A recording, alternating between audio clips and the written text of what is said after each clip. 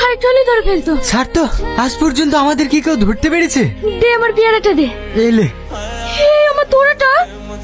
তোর কোনো জিনিসের প্রতি খেয়াল থাকে না বল? তুই আছিস তো, দে পড়িয়ে দে। মোটু কোথাকার।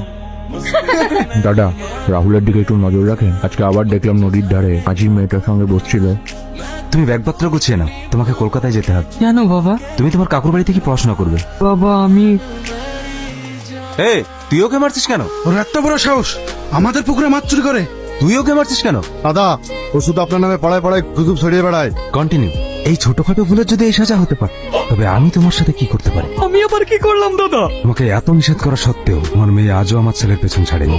আমি কিন্তু আমার ছেলেকে নিয়ে অনেক স্বপ্ন দেখি, আর এই স্বপ্ন দেখার পথে যদি কেউ বাধা হয়ে দাঁড়ায়, তার সাথে আমি কি করতে পারি সেটা একবার দাদা, আমার মেয়ে ভুল করে ফেলেছে, আমি আমার মেয়েকে বোঝাবো।